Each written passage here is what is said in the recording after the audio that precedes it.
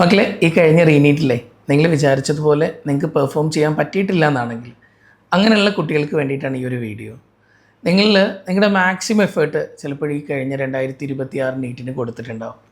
ആദ്യത്തെ നീറ്റ് എക്സാമിൽ നന്നായിട്ട് തന്നെ എഴുതി, രണ്ടാമത്തെ നീറ്റിൽ എക്സാം ഒന്നും കൂടെ ടഫായപ്പോൾ ആ റീനീറ്റിൽ ഫിസിക്സിലും കെമിസ്ട്രിയിലും ചിലപ്പോഴും നിങ്ങൾ വിചാരിച്ച പോലെ പെർഫോം ചെയ്യാൻ പറ്റാതെ പോയ കുട്ടികളുണ്ടാവും.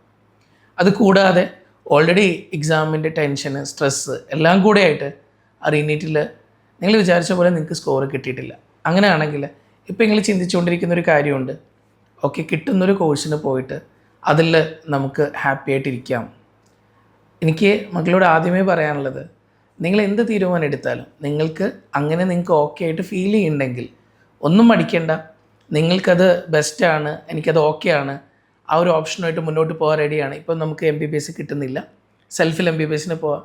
ഇനി അതല്ല BDS എടുക്കുക, ഇനി വെറ്റിനറി എടുക്കുക, ഹോമിയോ, ആയുർവേദ, ഇതൊക്കെയായിട്ട് നിങ്ങൾ സാറ്റിസ്ഫൈഡ് ആവുന്നതാണെങ്കിൽ, അതിൽ നിങ്ങൾ എല്ലാ രീതിയിലും ബെസ്റ്റ് ആവുന്നതാണെങ്കിൽ നിങ്ങൾ വീണ്ടും ഇനിയൊരു വർഷം എന്നുള്ള രീതിയിൽ ചിന്തിക്കാതെ നിങ്ങൾക്ക് ആ കോഴ്സിലേക്ക് പോവാം.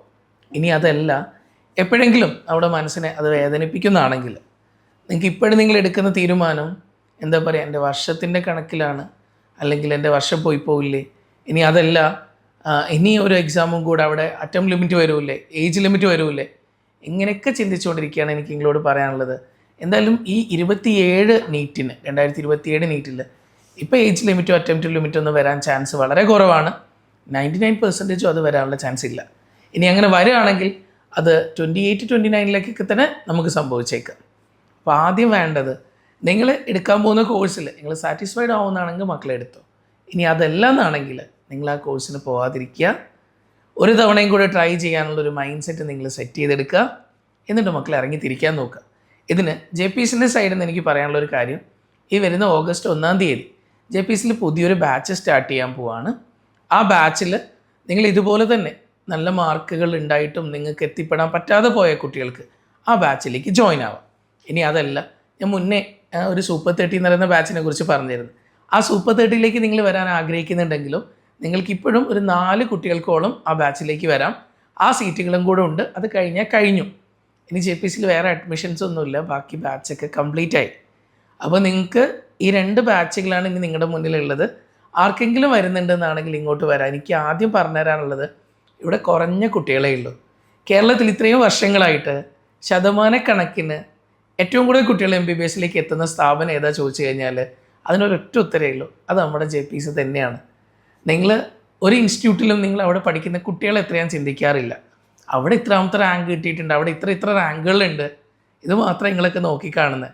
എനിക്ക് നിങ്ങളോട് പറയാനുള്ളത്, ആ റാങ്കുകൾ നോക്കിക്കാണുമ്പോൾ അവിടെ എത്ര കുട്ടികൾ പഠിച്ചു എന്നുള്ളത് നിങ്ങൾ ഒരു തവണയെങ്കിലും ഒന്ന് ഓർത്ത് നോക്കണം.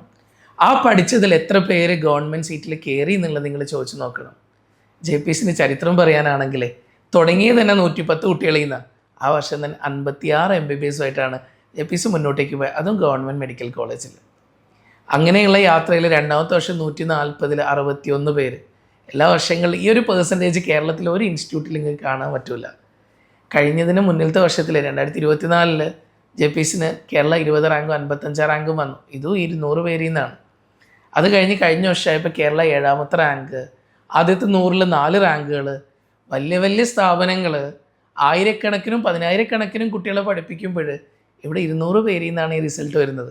ഇവിടുത്തെ കുട്ടികളെ ഒരിക്കലും അവരെ ഫിൽട്ടർ ചെയ്തിട്ട് എടുക്കുന്ന ഇൻസ്റ്റിറ്റ്യൂട്ട് അല്ല ഇത്. റാങ്ക് നോക്കിയിട്ട്, മാർക്ക് നോക്കിയിട്ട്, ഏറ്റവും ടോപ്പ് സ്റ്റുഡൻസ് മാത്രം, 98% മുകളിൽ മാത്രമുള്ള കുട്ടികൾക്കേ ഹോസ്റ്റലുള്ളൂ, 97% മുകളിലുള്ള കുട്ടികൾക്കേ ഇവിടെ പഠിക്കാൻ പറ്റൂ. ഇങ്ങനെയൊന്നും ഇവിടെ ഇല്ല. ഇവിടെ എല്ലാ മക്കളും വരുന്നുണ്ട്. ആ മക്കളാണ് ഈ റിസൾട്ടാക്കി മാറ്റുന്നത്. എനിക്ക് നിങ്ങളോട് പറയാനുള്ളത്, നിങ്ങൾ കഷ്ടപ്പെട്ട് പഠിക്കാൻ നിങ്ങൾ റെഡിയാണെങ്കിൽ ഇഷ്ടപ്പെട്ട കോളേജുകളിലേക്ക് നിങ്ങൾ എത്തിക്കാൻ JPCൻ്റെ ഹോൾ ടീം നിങ്ങളുടെ കൂടെ തന്നെ ഉണ്ടാവും. ഏറ്റവും നല്ല ക്ലാസ്സുകൾ ഇന്ന് കേരളത്തിൽ നിങ്ങൾക്ക് അവൈലബിൾ ആയാൽ ഏറ്റവും നല്ല ക്ലാസ്സുകൾ കറക്റ്റായിട്ട് NCERT ഫോക്കസ്ഡ് ആയിട്ടുള്ള ക്ലാസ്സുകൾ നിങ്ങൾക്ക് തരുന്നതായിരിക്കും. അതെന്തുകൊണ്ടാണ് അറിയോ പറയുന്നത്? ഞാനും കുറേ കാലം പല സ്ഥലങ്ങളിലും അധ്യാപകനായിട്ട് വർക്ക് ചെയ്ത ഒരാളാണ്. അതുകൊണ്ട് എനിക്കറിയാം എല്ലാ സ്ഥലങ്ങളിലും എങ്ങനെയൊക്കെയാണ് ക്ലാസ് പോകുന്നതെന്ന്. ഒരു കൂട്ടം ബെസ്റ്റ് ക്ലാസ്സുകൾ ഉണ്ടാവും, അതിനിടയിൽ അഡ്ജസ്റ്റ് ചെയ്യുന്ന ക്ലാസ്സുകളും ഉണ്ടാവും. ഇവിടെ നിങ്ങൾ വന്ന് അഡ്ജസ്റ്റ് ചെയ്യേണ്ടി വരില്ല. ഇവിടെ നിങ്ങൾക്ക് എല്ലാ ക്ലാസ്സുകളും ഏറ്റവും നല്ല രീതിയിൽ തന്നെ തരും. നിങ്ങൾക്ക് മനസ്സിലാവാത്ത ഒരു ക്ലാസ് പോലും ഇവിടെ എടുക്കില്ല. ഓക്കെ, പിന്നെ എക്സാംസ് എല്ലാ വീക്കിലും പ്രോപ്പറായിട്ട് എക്സാംസ് നടക്കും, മന്ത്ലി മെഗാ ടെസ്റ്റ് നടക്കും, 2 മാസം കൂടുമ്പോൾ ഗ്രാൻഡ് മെഗാ ടെസ്റ്റ് നടക്കും. ഇതൊക്കെ കറക്റ്റായിട്ട് പോകും. നിങ്ങൾ അടുത്ത വർഷം എയിംസിലും ജിപ്മറിലും കേരളത്തിലെ തന്നെ ഏറ്റവും ബെസ്റ്റ് ടോപ്പ് മെഡിക്കൽ കോളേജ് സ്വപ്നം കാണുന്ന കുട്ടികളാണെങ്കിൽ ഇനിയും അടിച്ചു നിൽക്കേണ്ടതില്ല. നിങ്ങൾക്ക് ഏറ്റവും ബെസ്റ്റ് ചോയ്സ് തന്നെയായിരിക്കും ഈ ഇൻസ്റ്റിറ്റ്യൂട്ട്.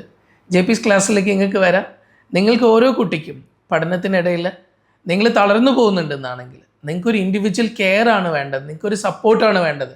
നല്ല മാർക്ക് കിട്ടിയിട്ടുണ്ട്, ഇനി ഒരു തവണയും കൂടെ എനിക്ക് ട്രൈ ചെയ്യണമെന്നുണ്ട്, പക്ഷേ എൻ്റെ കൂടെ നിൽക്കാൻ പറ്റുന്നൊരു സിസ്റ്റം വേണമെന്ന് ആഗ്രഹിക്കേണ്ടതാണെങ്കിൽ നിങ്ങളെ അറിഞ്ഞു പഠിപ്പിക്കുന്ന ഒരു ഇൻസ്റ്റിറ്റ്യൂട്ട് ഇന്ന് JP's തന്നെയാണ്. നിങ്ങൾ എന്തിനാണ് ഇനിയും ആലോചിക്കുന്നത്? ഇത്രയും പെട്ടെന്ന് നിങ്ങൾ പോര് കൊയിലാണ്ടിക്ക്, ഞങ്ങളുണ്ട് ഇവിടെ, നമുക്ക് പഠിക്കാമല്ലോ.